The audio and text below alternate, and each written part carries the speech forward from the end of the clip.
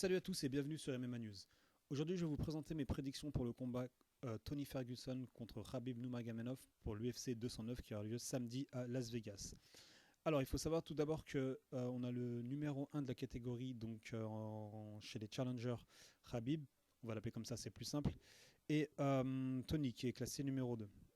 Le classement parfois veut rien dire, mais là vraiment on a je pense le top 2 de la catégorie. Le champion étant bien sûr Conor McGregor, qui a pris, on va appeler ça un congé parce que sa femme est enceinte, et aussi il prépare son combat contre Mayweather. Alors j'en parle dans une autre vidéo, apparemment ça ne plaît pas du tout à Dana White, qui a dit que quoi qu'il arrive, le vainqueur de ce combat affrontera Conor McGregor à l'UFC. Bref, c'est un autre sujet. On va parler plus précisément des deux combattants, donc Tony Ferguson, l'américain, contre Khabib.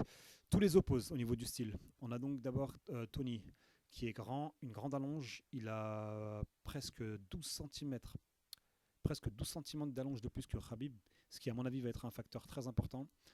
Il est extrêmement fort en stand-up, donc tous les combats commencent debout, donc je pense qu'il aura l'avantage à ce niveau-là sur Khabib.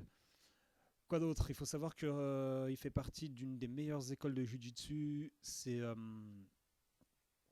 Eddie Bravo, donc qui l'entraîne. Et ce qui est particulier, l'école d'Eddie Bravo dans le Jiu-Jitsu, c'est qu'ils sont ouverts à toutes les nouvelles techniques. Donc c'est vraiment quelque chose et ça définit le style de Tony Ferguson.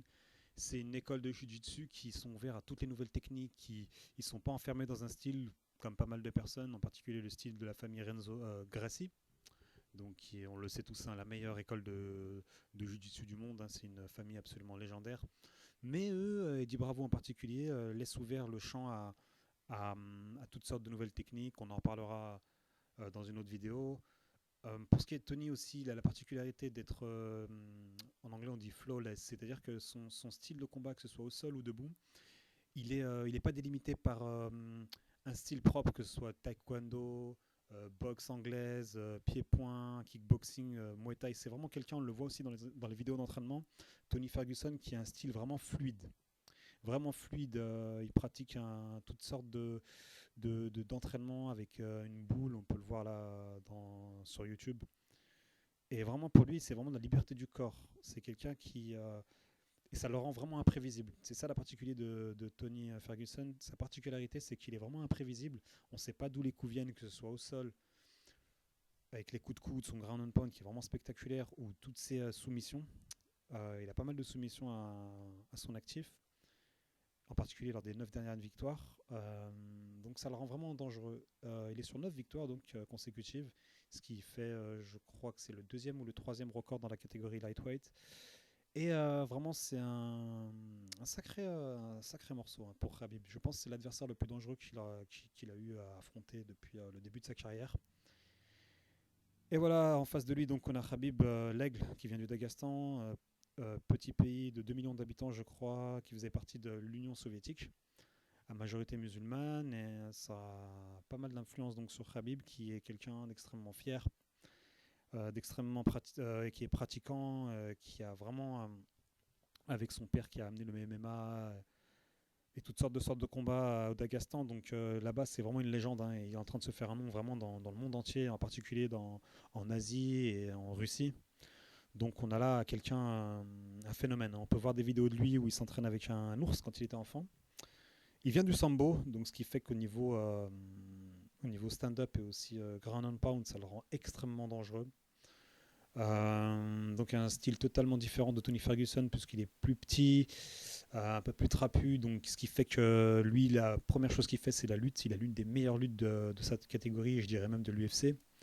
On raconte qu'il a soumis Daniel Cormier il n'y a pas très longtemps à l'entraînement. Il a le record de takedown en un seul combat, un combat pourtant de 3 rounds, donc 15 minutes. Il aurait mis donc 21 takedowns à un adversaire dont j'ai oublié le nom. Donc voilà, on a Khabib qui est extrêmement dangereux, en particulier au sol. Et pas de surprise, je pense vraiment qu'il va essayer de le mettre au sol et d'utiliser son ground and pound et aussi son jiu-jitsu. Tout comme Tony Ferguson, il est ceinture noire, d'une autre école bien sûr. Mais quand on voit vraiment le camp d'entraînement qu'il a, en particulier a.k.a. Ken Velasquez, avec qui il s'entraîne, Daniel Cormier, Luke Rockhold, j'aurais quand même une petite préférence pour Khabib. Il y a, je sais pas, quelque chose me dit dans le destin de ce jeune homme. Il a à peine 28 ans, 24 victoires pour 0 défaite. Toute une nation derrière lui. On sent vraiment qu'avec lui, en particulier s'il gagne et qu'il affronte Conor McGregor, il va ouvrir le MMA vraiment en Asie. Donc on a de plus en plus de monde qui le suivent. C'est vraiment, voilà, même l'UFC, il va falloir qu'à un moment ou à un autre, elle s'intéresse à son cas et fasse une vraie promotion digne de ce nom. Parce que c'est des millions et des millions de dollars qu'ils vont pouvoir engranger lui-même, grâce à ses performances, à son charisme. Vraiment, il a tout pour lui. C'est vraiment une opposition de style. J'ai pas de préférence là tout de suite. C'est vraiment un choix extrêmement difficile. Je dirais 50-50. Une légère préférence pour Khabib, puisque jusque-là, personne n'a réussi à rester de ses takedowns. On sait qu'il va l'emmener au sol. Et qu'ensuite, ça va être vraiment un jeu d'échecs entre les deux. Ils disent tout ça que tous les analystes, qu'ils soient américains, canadiens ou même français, disent que ça va être un match extrêmement tactique. Donc on n'aura pas une espèce, je pense, de bagarre, de brawl, d'espèce de bagarre de rue. Ça va se jouer sur les détails. Franchement, ça va se jouer sur les détails.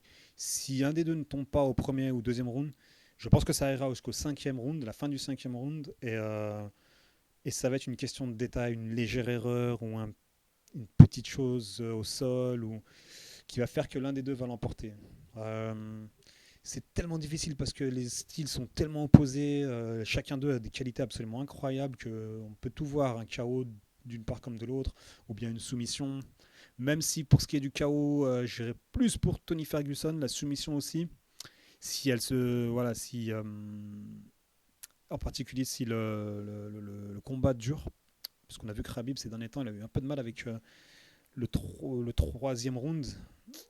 Donc voilà, mais vraiment, on a deux monstres totalement sur un nuage. Et malheureusement, il faut qu'il y ait un gagnant et un perdant. Et quoi qu'il arrive, cette catégorie qui est l'une des plus denses, donc la catégorie lightweight, va nous offrir encore, je pense, de beaux combats à venir. Conor McGregor, bien sûr, n'évitera pas le gagnant des deux. Je pense pas que l'UFC va encore lui enlever une ceinture. Ils ont déjà enlevé la ceinture poids plume qu'ils ont donnée entre guillemets à Aldo. Donc là, il va falloir que Conor il affronte l'un des deux. Et je pense qu'à un moment ou à un autre, il affrontera les deux. Je pense pas que celui qui perdra mettra du temps à revenir. Parce qu'on a vraiment deux phénomènes qui sont au top de leur carrière, au top de leur capacité physique. Donc voilà, je pense que si on parle de destin, le destin sera à mon avis du côté de Khabib, puisque voilà, il a tout pour lui en ce moment. Mais voilà, quelqu'un comme Tony, la plus grosse erreur qu'on pourrait faire, c'est de le sous-estimer. Lui aussi, il a des arguments et je pense qu'il va les faire parler ce samedi. Donc c'est un choix extrêmement difficile. N'hésitez pas à me donner votre avis, des commentaires pour savoir déjà si la vidéo vous a plu et aussi si vous pensez comme moi que ça va être un combat extrêmement serré et que celui qui gagnera, je pense, gagnera sur un détail. Voilà, tout est possible au MMA, c'est ça qui rend ce sport absolument fabuleux. Et là, on a vraiment deux artistes martiaux qui vont, à mon avis, nous livrer un super spectacle. Il a tout pour être le combat de l'année, même si on est encore très tôt dans l'année 2017. En tout cas, il va se passer des choses ce samedi. Et que le meilleur gagne. J'ai une petite préférence pour Khabib, parce que je pense vraiment qu'il est revenu de grosses blessures. Et voilà, il fait partie d'un camp d'entraînement qui a livré des champions, c'est vraiment une école de champions, aka, même si je suis assez d'accord avec les critiques qui disent que les blessures là-bas sont assez récurrentes, donc il y a peut-être un souci, mais c'est aussi peut-être la rançon de la gloire. Et le souci avec Khabib, c'est qu'il a déjà pas mal de blessures, malgré son jeune âge, et pas encore de titre majeur, en tout cas pas celui de l'UFC. Il est champion sambo, comme je crois ses deux frères, champion du monde de sambo, mais il faudra vraiment qu'il assure... j'espère pour lui une ceinture à l'UFC. Et voilà, c'est deux personnalités, deux styles différents et que le meilleur gagne. Que le meilleur gagne et je pense qu'on va voir le MMA dans le plus beau visage du MMA avec ces deux combattants. N'hésitez pas à regarder aussi une autre vidéo puisqu'il y en a une sur Tyron Woodley et Steven Thompson. Donc deux oppositions de style encore une fois qu'on va essayer de décrypter ensemble. Allez, salut à tous et à bientôt.